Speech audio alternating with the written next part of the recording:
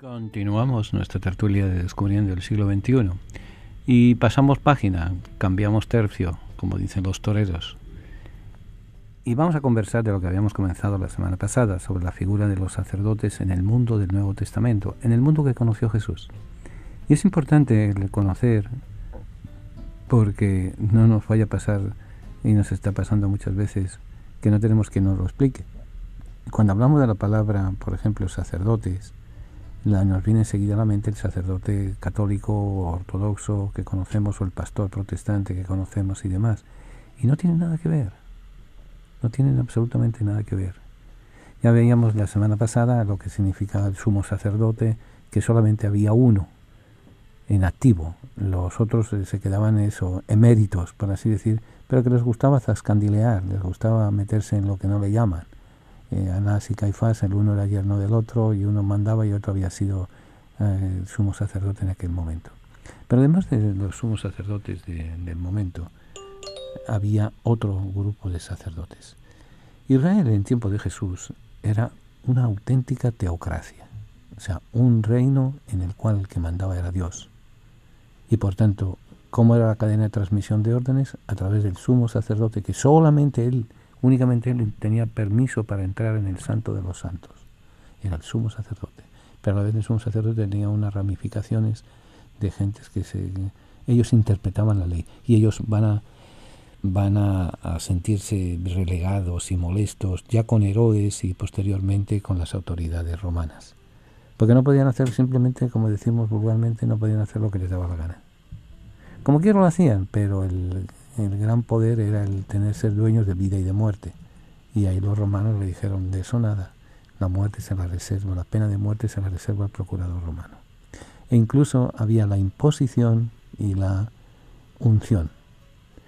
La unción era que el sacerdote o el ministro o la persona elegida, el profeta, el rey, eran ungidos con aceite. Como nos ocurre, fíjense, el aceite de oliva se ha quedado en varios de los sacramentos de la Iglesia. Tenemos 7 sacramentos: bautismo, confirmación, reconciliación, penitencia, Eucaristía, matrimonio, orden sacerdotal y unción de los enfermos. Pues bien, hay 4 de los sacramentos que tienen la unción, que es parte fundamental en la administración de ese sacramento: el bautismo, la confirmación, la unción sacerdotal y la última unción, la extrema unción.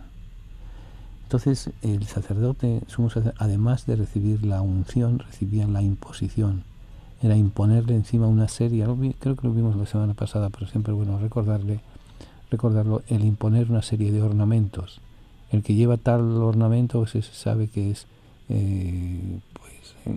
ese se sabe que es el encargado de la penitencia, el encargado de los sacrificios, el que fuera. Pero entonces, cuando lo tenía puesto encima, era intocable. Pero Herodes y el procurador romano se dieron cuenta de que mientras no tenían impuestas los ornamentos, era vulnerable. En el momento que se les ponía, era intocable. Entonces, pero igual que pasa en la Iglesia Católica, papas hay solamente uno. Ahora tenemos 2 porque uno está dimisionario, pero ya no es papa. Pero en el funcionamiento del día a día lo llevaban a cabo los sacerdotes. En tiempo de Jesús, como les digo, era una auténtica teocracia, y en una teocracia son los sacerdotes quienes en primer término constituyen el grupo menos poderoso. O sea, el encargado el único que tenía cierto poder era el sumo sacerdote. Los demás, el sacerdote que manejaba a través del Sanedrín. Los sacerdotes habían organizado a los judíos después del destierro de Babilonia. En 538 a.C., el pueblo sufre una invasión y una deportación. Fueron varias las deportaciones. En la última de ellas desaparecieron 10 tribus de Israel, que volverán a encontrarse cuando venga el Mesías. Y habían dirigido, eran anteriormente a la instauración después del destierro, los sacerdotes habían dirigido los asuntos espirituales y materiales. En tiempo de Jesús continuaban en posesión del poder político y social. Pero el sacerdocio no era por vocación de Dios. Uno, después de una reflexión madura, de un discernimiento de la vida, decide que va a dedicar su vida al servicio de los demás a través del sacerdocio, del sacramento del orden. No. En el mundo del Antiguo y a caballo con el Nuevo Testamento, el sacerdocio era hereditario.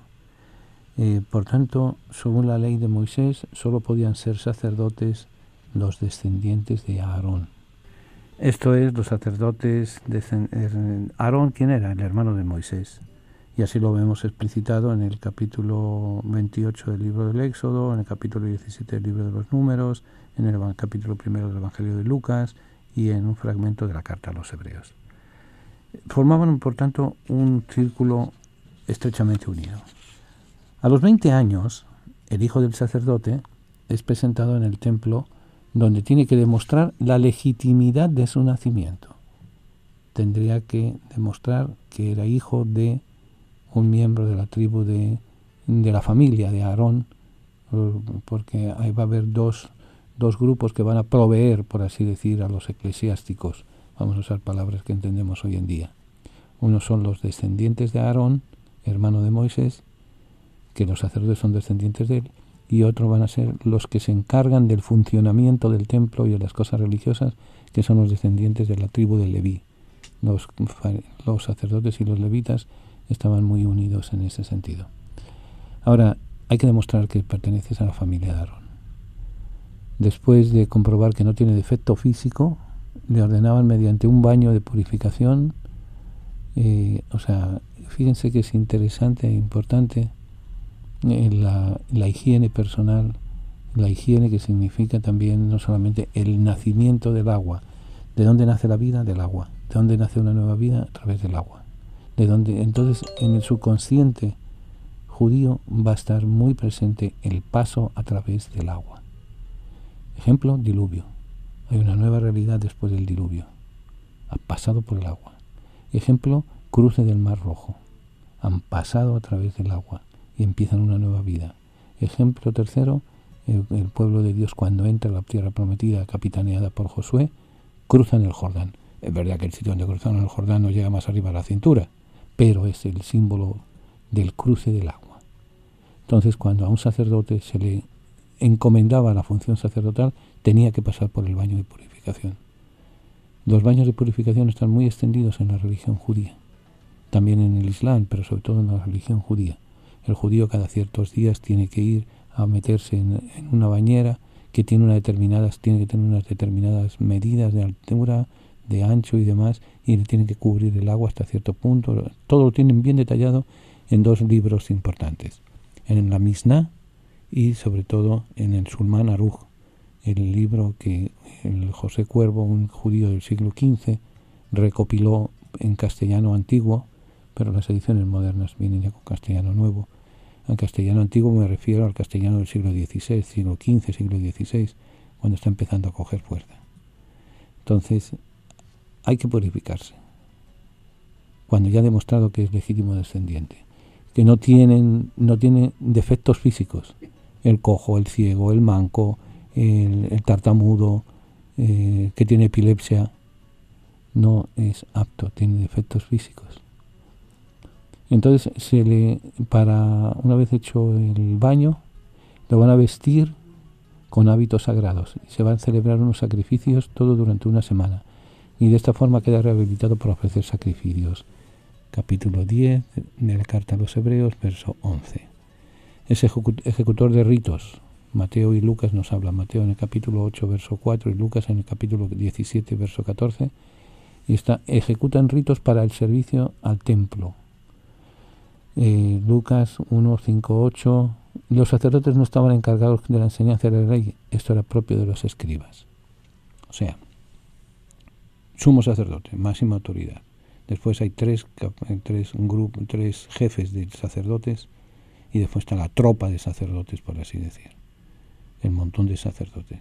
Que estaban organizados en 24 grupos y cada grupo aseguraba el servicio del templo durante una semana.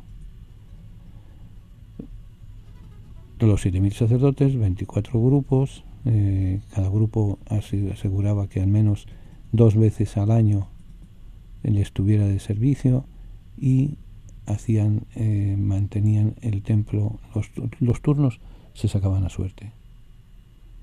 Nos lo cuenta Lucas en el capítulo 1, versos 5 al 9, cuando nos cuenta el nacimiento, la concepción de Isabel, que es lo que le pasa al padre de Juan el Bautista, que era uno del grupo de los sacerdotes, de los 7000 sacerdotes que había en tiempo de Jesús. Por turno les tocaba una semana de ofrecer los sacrificios y así iban funcionando.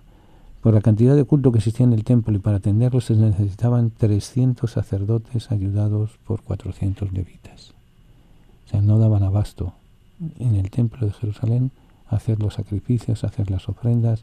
Olvídense de las consultas. Hoy en día un sacerdote católico o un pastor evangélico o pentecostal o de las iglesias no católicas, hacemos de psicólogos, hacemos de psiquiatras, hacemos de consejeros matrimoniales. No, eso no era función del sacerdote del Antiguo Testamento.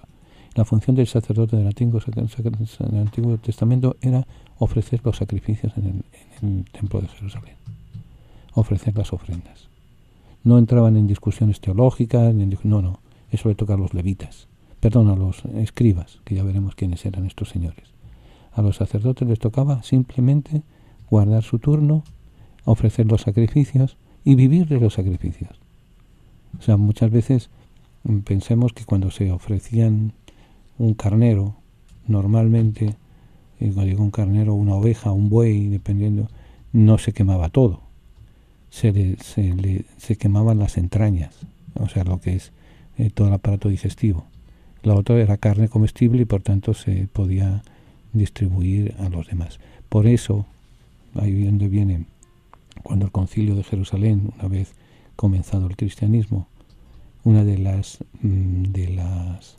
normas que dan después del concilio es que los nuevos cristianos que proceden del mundo griego, sobre todo del mundo romano, no participen en los banquetes que se hacen en los templos con la carne sacrificada a los ídolos. La carne sacrificada en el templo de Jerusalén la compartían los levitas y los sacerdotes. Los demás pues habían hecho su ofrenda y no habían matado al animal, que la idea era rociar con sangre el altar, y el resto de animal se lo llevaban para la casa. Los levitas eran descendientes de la tribu de Leví, o sea, los sacerdotes de la tribu de Aarón, hermano de Moisés. Y Moisés, recuerda que es judío, hijo de judío, que conocemos toda la historia de Moisés, si no deberíamos de conocerla. Entonces, los sacerdotes de Aarón, los levitas de Leví. Los levitas vendrían siendo como los handyman de las iglesias, el portero, el sacristán, el que limpia, etcétera. Y eso está determinado ya en el libro del Levítico, del Levítico, capítulo 33, verso 8 al 11. También se les consideraba del bajo clero.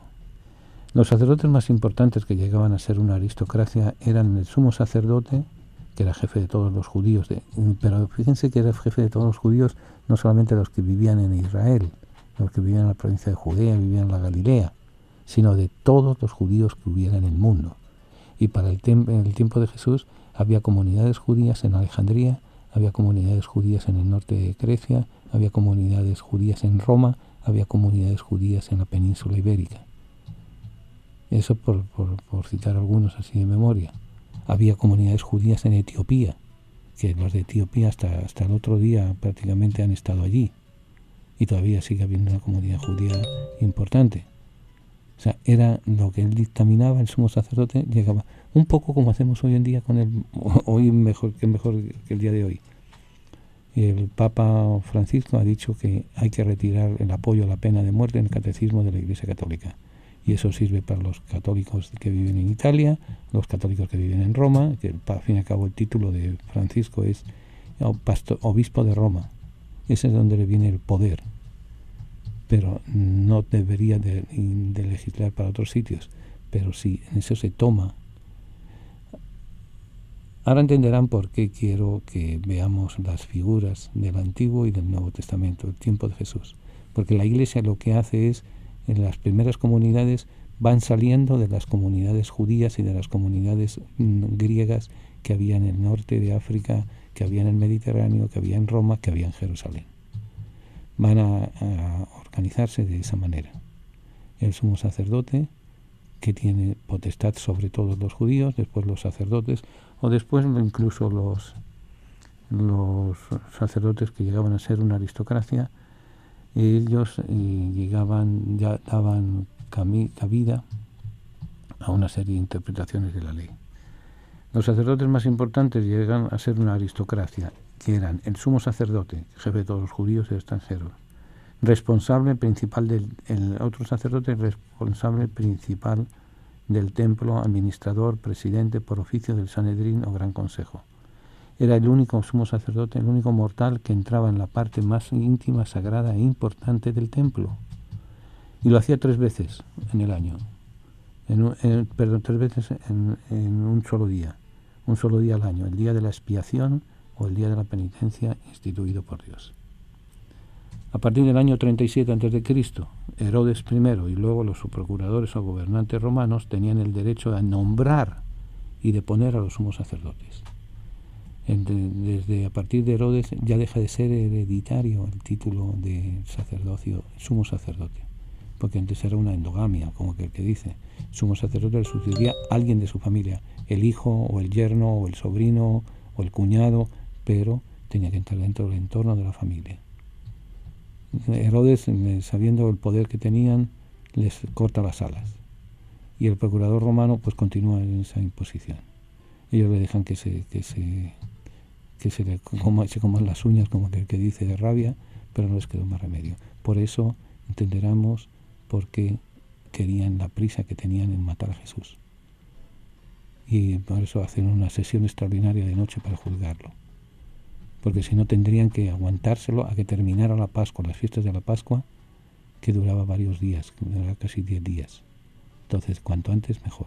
Y durante la Pascua, por supuesto, no podían asesinar a nadie, no podían ejecutar sentencias, y se tenía que ver sobre todo, es una pelea a muerte entre Jesús y los sumos sacerdotes, entre Jesús y el entorno del sumo sacerdocio, porque habían desviado la atención sobre lo más importante y fundamental, que era la implementación de la ley de Dios. Por eso Jesús tiene que decir: no he venido a abolir la ley, sino a purificarla de las impurezas que le habían llevado a estos individuos sumos sacerdotes, que tenían el poder absoluto, excepto el poder de muerte, en tiempo de Jesús. La palabra tertulia significa encuentro de amigos que conversan sobre las cosas de la vida, alegrías, penas, esperanzas, tristezas, de todo aquello que nos hace más humanos, porque nada humano le es ajeno al creyente. La tertulia del siglo XXI es eso, un encuentro que llevamos a cabo desde la ciudad de Nueva York, la capital del mundo. Queremos que cada persona que nos escuche se sienta en familia, en grupo, en amistad. Conéctate con nosotros. Para mayor información, favor de comunicarse con las oficinas de Descubriendo el Siglo XXI. Apartado de correos 1170 Nueva York 118, o a nuestro teléfono 212-244-4778. Estamos para servirles y para ayudarles. Y desde la tertulia vamos a seguir compartiendo alegrías y esperanzas, penas y tristezas, porque nada humano nos es ajeno. Descubriendo el siglo XXI, en colaboración con la parroquia de San Columba, les invita a participar en los seminarios de formación bíblica y teológica. Se llevarán a cabo 2 veces al mes, los días sábados, entre 12 del mediodía y 4 de la tarde. Para mayor información, llamar al 212-244-4778, 244-4778, o visitar nuestra página www.descubriendoelsiglo21.com, donde encontrará más información. Vengan porque tuve hambre y me dieron de comer, tuve sed y me dieron de beber, estuve en la cárcel y me visitaron, enfermo y me fueron a ver, extranjero y me acogieron. Hoy en día damos de comer, beber, acogemos y visitamos cuando nos acercamos a nuestros hermanos presos, enfermos o emigrantes. A través de la radio lo hacemos posible. Ayúdanos a ayudar. Envíenos su donativo a Descubriendo el Siglo XXI, P.O. Box 1170, New York, New York 118. Repito, Descubriendo el Siglo XXI, P.O. Box 1170, New York, New York 118.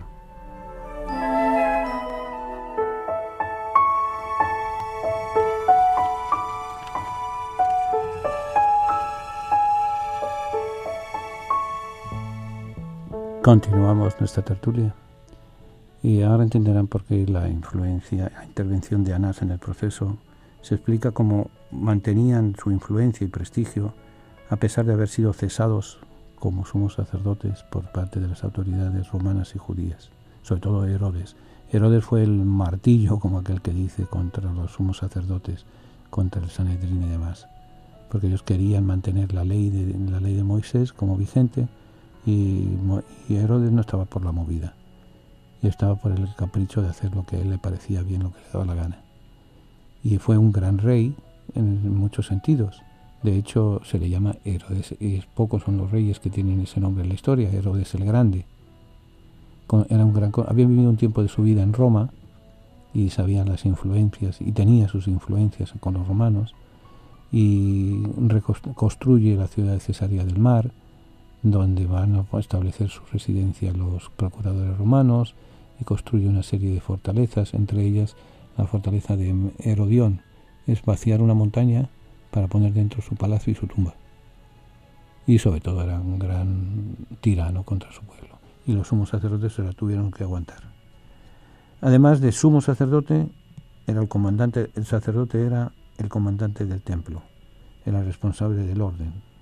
Había después 3 sacerdotes tesoreros a cargo de las finanzas y después los sacerdotes vigilantes, quienes guardaban las llaves del templo y se responsabilizaban de la vigilancia y orden bajo la autoridad del comandante del templo. O sea, y terminamos este segmento de los sacerdotes para pasar al otro grupo. El sacerdocio era una especie de pirámide, el sacerdocio del Antiguo Testamento, que no tiene nada que ver con el sacerdocio del Nuevo Testamento. Una pirámide en la cual la punta de la pirámide la ocupaba el sumo sacerdote, que tenía que tener una serie de condiciones físicas, que tenía que ser familia de Aarón, recibía la imposición, la unción y la investidura, investirle, ponerle encima las diversas capas del ceremonial y demás. El único que entraba en el Santo de los Santos, y era como una especie de delegado de Dios. No había rey, pero el sumo sacerdote hacía de rey hasta que apareció Herodes y apareció sobre todo los procuradores romanos. Debajo de él había tres grupos de sacerdotes. Uno, el comandante del templo. Era el responsable del orden, porque pensemos que en el templo de Jerusalén se juntaban, como decimos en mi tierra, ciento y la madre, sobre todo en periodos grandes de peregrinaciones, para la Pascua, para Yom Kippur, para la fiesta de los tabernáculos. Era una ciudad prácticamente que vivía del templo, vivía una serie de actividades, y claro, mucha gente venida de la prueba tenemos de dónde venía la gente, del Ponto, de Grecia, de Roma. La lectura del libro de los Hechos de los Apóstoles, en la madrugada de Pentecostés, nos da una idea de la cantidad de personas que se habían juntado en Jerusalén. Entonces había que controlar el orden. Había un sacerdote responsable del orden. Se manejaba mucho dinero en el templo. Se manejaba porque había las ofrendas, en primer lugar, después del cambio de monedas, y no necesariamente era de tú a tú, una moneda romana equivalente a una moneda judía, no. Y en las comisiones y demás, todo eso se manejaba mucho dinero. Y había un sacerdote que se encargaba eran 3 a cargo de las finanzas, los sacerdotes tesoreros. Y luego había tanta gente, había que poner el orden de los vigilantes que guardaban las llaves del templo y se responsabilizaban de la vigilancia, y orden bajo la autoridad del comandante del templo. O sea, sumo sacerdote, 3 sacerdotes, un trío que a su vez tenían a sus órdenes en la limpieza, el orden público,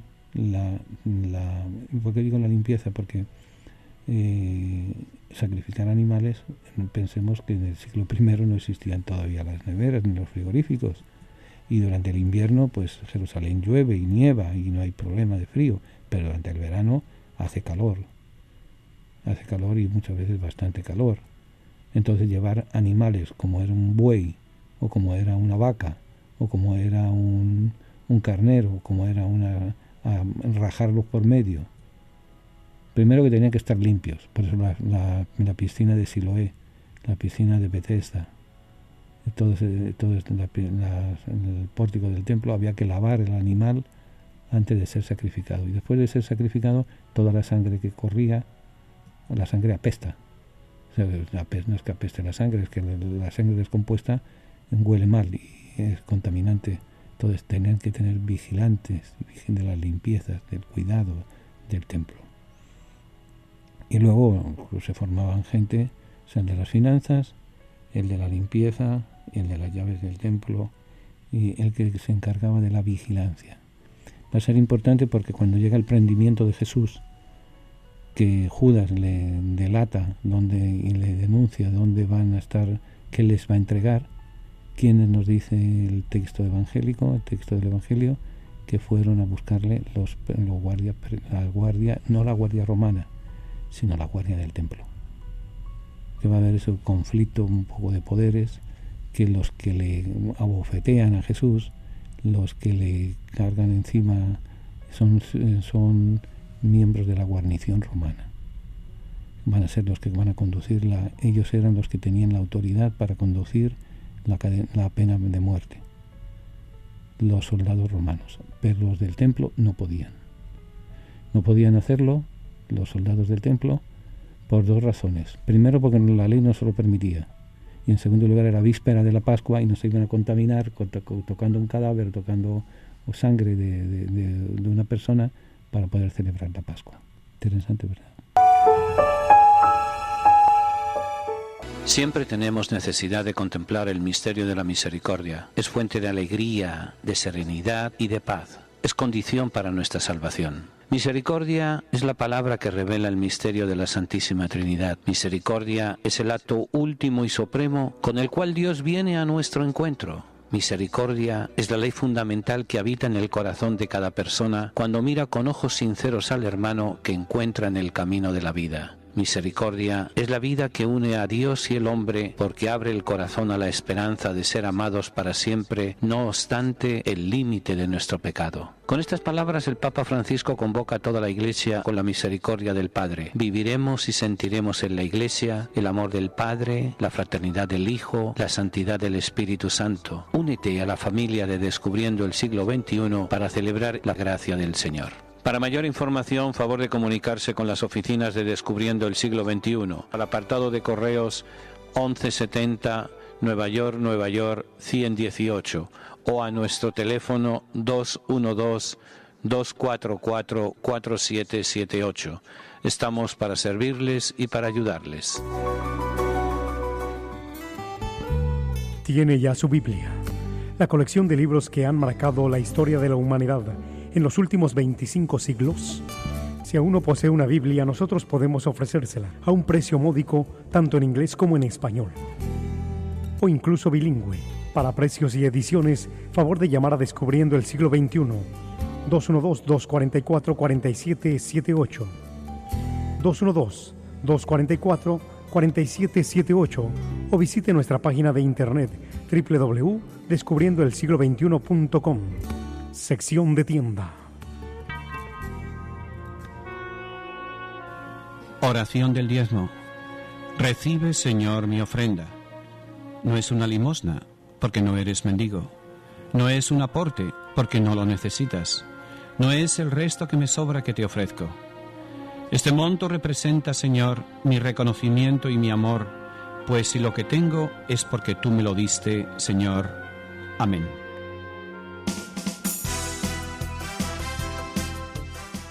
El pueblo de Israel tiene una inquebrantable fe en la venida del Mesías, al que espera en toda hora y sabe que no lo defraudará.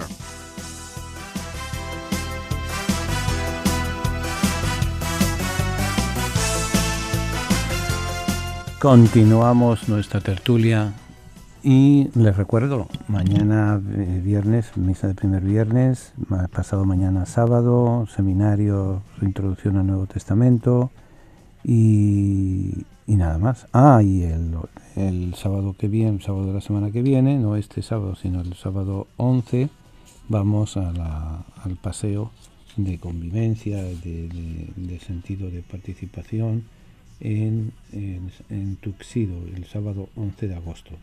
Quedan algunos tickets todavía y vayan apuntando si quieren para pedir información para el viaje a Tierra Santa que tendremos en las 2 primeras semanas del próximo mes de febrero. Alguno dirá, si falta mucho tiempo. No falta tanto tiempo. Se nos ha ido ya medio año, como veíamos al principio de nuestro programa. El otro medio año, cuando nos vamos a dar cuenta, ¿saben dónde vamos a estar? ¿Saben a dónde nos van a llevar? Porque ninguno va. Nos llevan a la funeraria. Mientras estamos vivos, vamos donde nos da la gana. En el momento que, como decía un amigo mío, en el momento que colgamos los Champions, que colgamos los tenis, que colgamos los zapatos, ahí ya son otros los que nos llevan. Pues por eso les digo, el tiempo corre. Vamos a continuar las personas que estaban en el medio ambiente de Jesús. Vuelvo y le repito, Jesús no nació de una flor, ni nació bajado del mundo, bajado de las estrellas, ni se dedicó simplemente a mirar la cara de María. Trabajó como otro cualquiera en un contexto social, político, religioso, económico muy determinado. Y ese mundo lo controlaban las autoridades religiosas de Jerusalén. Y en las autoridades religiosas acabamos de ver el sumo sacerdote, los sacerdotes ayudantes, los sacerdotes de tropa, los sacerdotes con cargos de responsabilidad. Ahora, junto a ellos había intelectuales. El grupo más importante es el grupo de los escribas. Los escribas no es una cosa exclusiva del mundo bíblico. O sea, no se inventan nada de cero. El nombre y la figura de los escribas en todo el Oriente Antiguo lo ocupaban a una posición de relieve y constituían una corporación de gran actividad literaria y cultural. En la cultura sumeria, los sumerios vendría siendo parte de Irak, parte de Siria, actualmente de la actual Siria, del actual Irak y del actual Kurdistán, zona de la cual vivía el pueblo sumerio. Recuerden que la cuna de la cultura occidental es precisamente en las orillas del Tigris y del Éufrates, los ríos que están controlados por los sumerios, donde estaba Bagdad, donde estaba la ciudad de Bagdad, que fue destruida durante la guerra. Pero no vayamos tan lejos. Según la denominación sumeria, el escriba es un dosar, un escribano, que escribe sobre una plaqueta de arcilla. Son herederos de la antigua escritura cuneiforme. Esos escribas fueron los difusores de la antigua cultura oriental, infatigables apóstoles de la cultura sirio-babilónica. Se van a desparramar por todo el Próximo Oriente. O sea, el mundo sumerio es el inventor de las matemáticas, entre otras cosas. La gran cultura sumeria es la gran cultura que van a ser las raíces de la cultura egipcia, de la cultura griega, de la cultura semita en general. Entonces, instituciones de los sumerios, una de ellas la más importante, es la si no la más importante, porque va a trascender a otras culturas, a otros pueblos, es la figura del escribano. El escribano es aquel que escribe el dictado y que lee, sabe leer y que sabe escribir. Hoy en día, muchas personas, aunque parezca mentira, no saben leer, no saben escribir, simple saben ver gestos o ver dibujos en las tabletas o los teléfonos y con eso tiran para adelante. En la cultura sumeria, el escriba era el escribano, el que tomaba acta, y no había papel, sí, pero es muy posterior. Las bibliotecas y los contratos se hacían en barras de barro, en tabletas de barro. Entonces el escriba se le distinguía en la sociedad porque tenían un set, por así decir, para escribir, que era un punzón, era unos paños, era una serie de cosas porque la escritura era sobre tabletas de barro. Es la primera etapa de la escritura. Después van a venir los papiros, van a venir los pergaminos, va a venir el papel, pero eso a su tiempo. Pero quiero que se queden con esta idea. En primer lugar, donde surge esa profesión, que es una profesión que después va a formar casta, van a formar grupos de presión, es en la Sumeria, el mundo sumerio. El mundo sumerio es el actual Irak, Kuwait, parte de Siria, parte del Kurdistán. En Egipto también, con la invención de la escritura desde la época tinita, en 3000 al 2780, los escribas van a ejercer una actividad de gran importancia cultural. Van a ser los transmisores de la sabiduría e importantes funcionarios de la corte. Vivían bajo el patrocinio de Tot, el dios de los escribas y maestro de las palabras de Dios. De ahí que la profesión de escriba era la puerta abierta para las demás carreras. Definían la formación en escuelas, la casa de la vida y de la instrucción. Originalmente solo existían tales escuelas en la corte bajo la dirección de los altos dignatarios. O sea, aquí no tiene nada que ver si es descendiente o no es descendiente, no. Aquí no.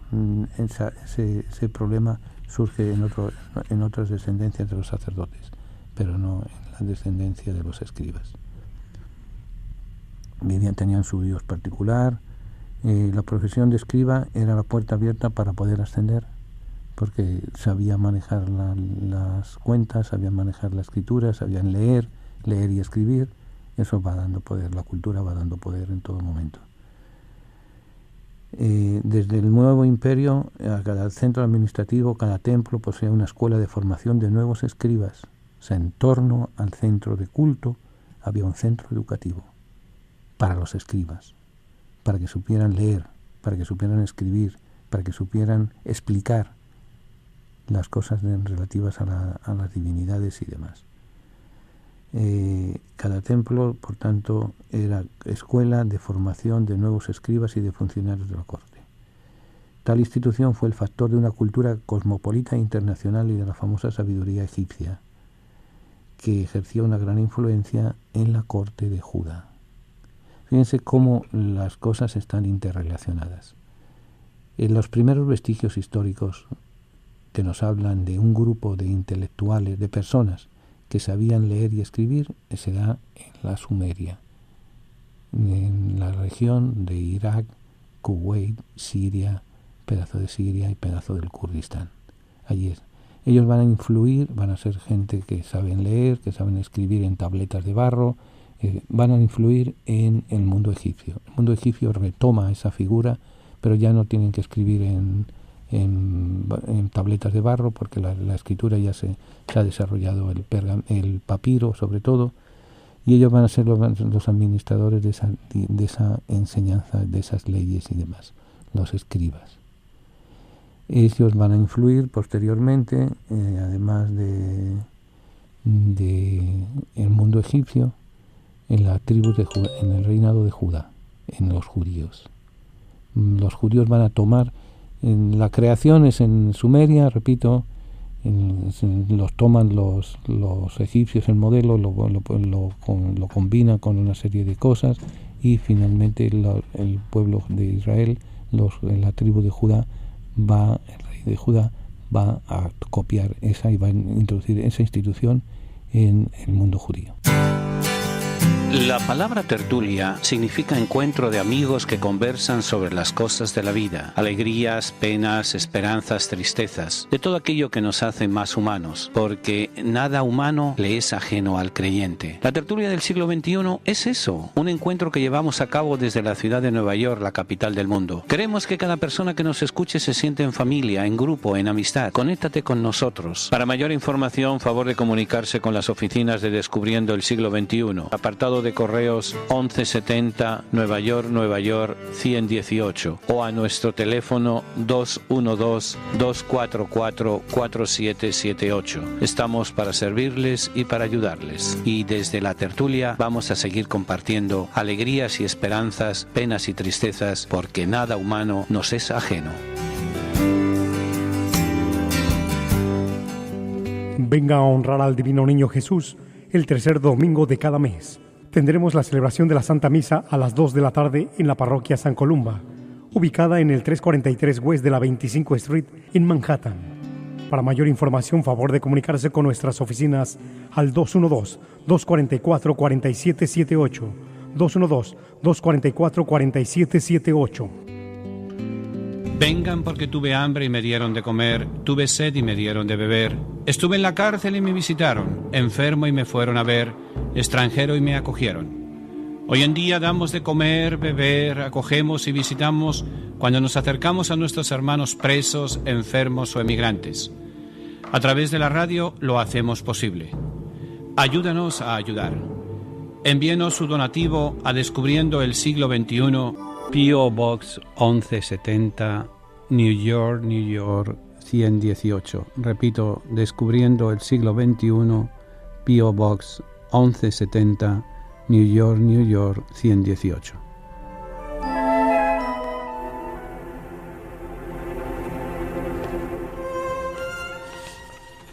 En el antiguo, cuando pasa al mundo judío, pasa en la institución también, con rudimentaria al principio, pero poco a poco se fue acostumbrando y fue tomando cuotas de poder y demás. En el pueblo de Dios, los escribas eran los que escribían las cartas, los oráculos, después los libros, escribían con tinta sobre papiro y sobre los óstraca. Los óstraca es una cosa muy curiosa. Cuando a uno lo condenaban al destierro y demás, escribían su nombre, escribían sus datos sobre una vasija de barro y después se rompía. Cosas de los griegos, cosas de los judíos. Así que ellos también solían llevar los instrumentos de trabajo en una bolsita, en una fundita, sí, porque siempre hay que estar dispuestos hay como los Boy Scouts, siempre hay que estar dispuestos a una buena obra. Al igual que en Egipto, los escribas fueron influyentes en las cortes de Judá y de Israel. Hay uno que se conoce con el nombre de Serayat en segundo libro de Samuel, en tiempos de David, y en la época de Salomón hubo otros. Son también elementos muy importantes en la constitución de las leyes, en la transmisión de la historia, de la sabiduría y de la profecía. Son importantes porque son los que saben leer y sobre todo los que saben escribir.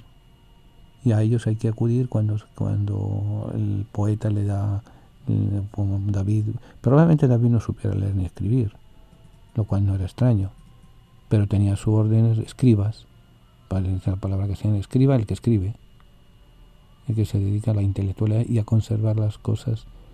Y por eso Jesús, no creo que nos dé tiempo a hablar hoy de los fariseos, se enfrenta abiertamente con los fariseos y con los escribas. ¿Por qué? Porque eran los que estaba seguro que conocían la ley. Porque un pobre campesino perdido en las lomas de Nazaret o perdido en el lago Tiberíades, que lo único que sabía era tirar redes y recoger y demás.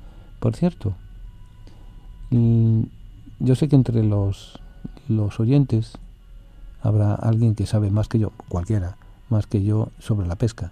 Siempre me ha picado la curiosidad por qué pescan de noche. Si alguno sabe, escríbame o ya me mande un WhatsApp o mande un teléfono, no sé, o un email a la oficina, cualquier cosa. Bueno, sabían leer, sabían escribir, conocían las leyes, lo mismo, y ellos son los que hacen las leyes, cumplen la forma externa, hacían el cumplimiento. Y Jesús les dice: ustedes son unos sinvergüenzas, ustedes han venido, han puesto maestros en la cátedra de Yahvé, en la cátedra de Dios, para engañar y demás. Durante el tiempo de los jueces, las noticias atestigua que la práctica de la escritura estaba difundida en Canaán, hecho hoy conocido por los textos alfabéticos de Ar-Rasura con su rica literatura. O sea, los escribas se encargaron de la difusión, del control, de todo lo que era la escucha de la palabra de Dios. En tiempos del desterro babilónico fue propicio para la formación de otra clase de escribas con una marcada nota religiosa. O sea, el exilio les cambia la vida, le cambia la vida a cualquiera. entonces, ahora y en el futuro, pero le cambia la vida a los judíos, a los descendientes de David, de Moisés, de Abraham, de todas las tribus. Les cambia la vida. Entonces los escribas empiezan así, continúan escribiendo, pero ahora ya lo que escriben es tema religioso. Anteriormente habían escrito temas sociales, cuentas no de banco, sino de lo que se compraba, de lo que se vendía, de lo que se hacía, de los impuestos, etc. Ahora, a partir del exilio, empiezan a escribir reflexiones y transcribir la palabra de Dios en la Biblia y demás. La ley, la religión aparece como punto de preocupación por la ley, la figura del doctor de la ley. Los doctores de la ley pues eran también un poco escribas. ¿Quién iba a saber de la ley sino el que sabía leer y escribir? ¿Quién podía explicarlo si no era ese? Por eso, vuelvo y le repito, Jesús le tiene la mirilla puesta a los fariseos porque conocen la ley y lo que hacen es las cosas externas, pero no viven y los escribas, hay de ustedes escribas y fariseos. Un montón de veces Jesús lo repite en el Nuevo. Ahora, cuando hay una primera restauración, después del exilio, ¿quién van a tomar importancia? Los intelectuales. Los intelectuales que han sabido estar en el exilio y que han vuelto del exilio, y que se vuelven imprescindibles a la hora de legislar. Y esos escribas van a vivir en el tiempo de Jesús, también de hecho antes de Jesús, durante la época griega, coincidente con el mandato de la dinastía seleucida.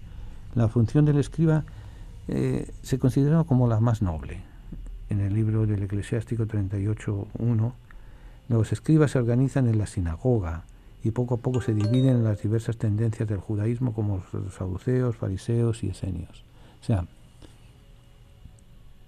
como tronco de la intelectualidad judía van a ser los escribas. Pero a su vez estos escribas van a crear en torno a ellos una serie de grupos, de subgrupos, por así decir, como son los fariseos, los saduceos y los esenios. Principalmente estos últimos, los esenios, son los especialistas de la escritura. La función del escriba en la investigación pues es la enseñanza basada en la escritura, participantes de la corte judicial, y así más o menos van acaparando el núcleo intelectual y el núcleo religioso de conciencia y de no simplemente ofrecer sacrificios, sino de reflexionar e interpretar la palabra de Dios. Va a ser el grupo, ¿cómo les diría? Si no más peligroso, más comprometido con el judaísmo van a ser los escribas. ¿Por qué digo más peligroso? Porque saben leer, saben escribir y saben manipular la gente. Y vuelvo y repito, las condenas de Jesús no eran en vano. Claro, Jesús, cuando predica su mensaje, es peligroso para ellos, les inquieta, les hace sentirse molestos. Porque este individuo que nadie sabe de dónde ha salido, por eso recuerden en el Evangelio, en una de las conversaciones, ¿acaso eres tú el Mesías? ¿Acaso tú eres, como tú sabes tanto? Le vienen a decir. Y ahí es donde vienen las peleas y es donde dicen, si dejamos a imagínense, somos sacerdote, que está corrompido, sacerdotes del templo, que ni pinchan ni cortan, pero ven que tiene atracción. Los saduceos, que es un grupo que ya hablaremos de ello, los fariseos, que han hecho su negocio en torno a la escritura y demás, y viene este individuo que les empieza a decir que lo importante es amar, que lo importante es respetar, que lo importante que Dios, el Dios que nos enseñó Abraham, Isaac, Jacob, los profetas y demás, es un Dios que es Padre. Eso les viene abajo todo su esquema mental y les disfraza su poder. Por eso no es extraño que se alíen contra él. Es un predicador incómodo. Y como es incómodo, hay que acabar con él. Pero los grandes, los que pinchan, por así decir, la condena son precisamente los que saben, los escribas.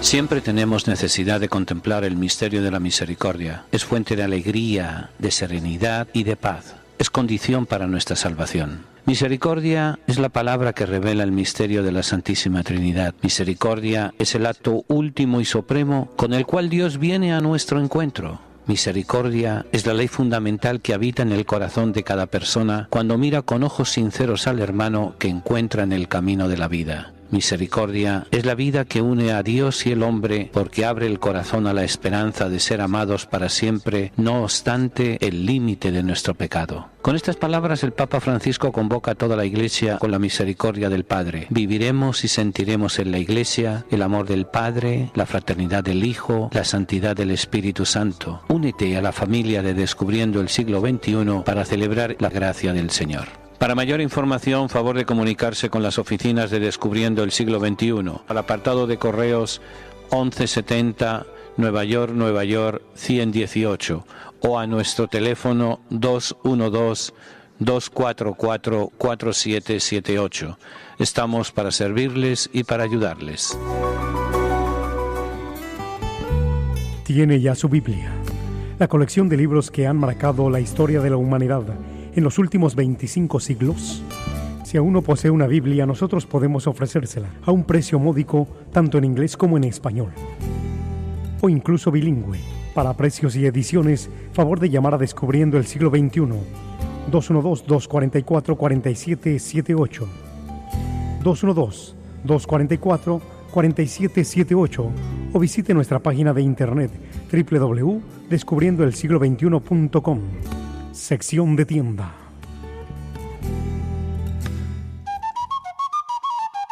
Continuamos y casi ya en la recta final de nuestro programa de hoy.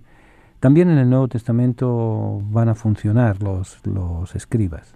Es una institución que, ya les digo, hemos visto, viene desde los sumerios a los egipcios, a influencia en el pueblo, en el funcionamiento de las tribus y demás. Y en el Nuevo Testamento, en el momento del enfrentamiento con Jesús, van a tener también importancia. Con el nombre griego de Grammateus, el Nuevo Testamento designa principalmente los escribas del judaísmo relacionados con los fariseos, y con una perspectiva apologética, una perspectiva de defensa de la religión judía. Constituían una clase social perfectamente definida en el cuerpo del pueblo judío y componían parte del estamento del Sanedrín. Mateo, por ejemplo, va a presentar el Sermón de la Montaña como un manual de disciplina característico de la comunidad de aquellos que aceptan a Jesús de Nazaret como el Mesías. Y entonces la característica principal es la justicia, que sobrepasa la justicia de los escribas y a la justicia de los fariseos. O sea, Jesús, poniendo las cosas una detrás de otra, él va a defender la justicia y el respeto a los demás. Pero una justicia que no tiene nada que ver con la justicia, con la caricatura de justicia que empleaban los escribas y los fariseos. La justicia de los escribas se basa fundamentalmente en la interpretación teológica de la Escritura, pero la justicia del discípulo de Jesús se basa en la autoridad, novedad de la palabra y novedad de la palabra del Maestro. De ahí el sentido que el escriba ejerce una función con vistas al reino de Dios. Mateo 13:52, por ejemplo. El ejemplo de este escriba es Lucas, que escribe con cuidado y orden, y probablemente en Hechos de los Apóstoles 19:35 se alude a una institución helenística. Y en la carta de Tito hay también una alusión a una función de un cristiano. Resumimos brevemente. La institución de los escribas es milenaria en el pueblo de Dios. Siempre eran los intelectuales del templo, los intelectuales de la religión, los que sabían leer y escribir. Va a ser contra los que Jesús va a pelear, porque sabiendo la ley, hacen la letra de la ley, no el espíritu de la ley, que es lo contrario que Jesús hace. Viene a no abolirla, sino a limpiarla y a dar una nueva ley, que tiene un solo mandamiento. ¿Por qué hago hincapié en un solo mandamiento? Porque los judíos, Moisés, había de una primer decálogo, de una primera norma de Dios, 2 mandamientos: amar a Dios único y amar al peregrino. Moisés lo estira y llega a 10 mandamientos. Los escribas, los fariseos, el Sanedrín habían llegado de 10 a 613 mandamientos. Jesús dice con uno es suficiente, pero cumplirlo. Y eso, claro, les hace caerse el negocio a ellos. Por eso Sumos sacerdotes, sacerdotes del templo, escribas, es la estructura con la cual Jesús va a tener que enfrentarse y con que, humanamente hablando, lo pueden, vencen, lo vencen. Lo terminan crucificando, que era lo que les interesaba, masacrarlo y sacarlo del medio. Pero la historia no era como ellos querían, sino como la tenemos. Bien, vamos concluyendo. Nos faltan escasos minutos, 3 minutos, 2 minutos para concluir nuestra tertulia. Les repito los avisos para que no se olviden. Mañana la misa en el Sagrado Corazón por la sanación de tantas heridas como tenemos, teniendo presentes a nuestros hermanos presos y a sus familiares. El sábado, este próximo sábado, seminario sobre la introducción al mundo del Nuevo Testamento, y el sábado siguiente el paseo en la fiesta del Renacimiento en Tuxedo, en Nueva York. Cualquier cosa, llamen a nuestro teléfono 212-244-4778. Repito, 212-244-4778. O escriban apartado de P.O. Box 1170, New York, 118. Nada más. Que Dios les bendiga. Que pasen una semana feliz. Y no se olviden de rezar el domingo, el domingo cuando más se reza supuestamente, el domingo o el lunes, por los muertos en Hiroshima, y que nunca más volvamos a sufrir una catástrofe nuclear. Señor, nuestros hermanos a los que tú amas están encarcelados. Ten compasión de todos los presos y socórrelos. Si es posible, que sea llevadero para ellos este cáliz. Pero no se haga nuestra voluntad sino la tuya. Haznos sensibles a las necesidades de nuestros hermanos encarcelados y haznos comprensivos con sus limitaciones. Ayúdanos a hacerle más llevadero a la sentencia. Señor, a los que amas están encarcelados. Toda su familia está también sufriendo. Haz que nunca pierdan la confianza y la esperanza en ti. Amén. Hasta el próximo jueves, si Dios quiere. Que Dios les bendiga.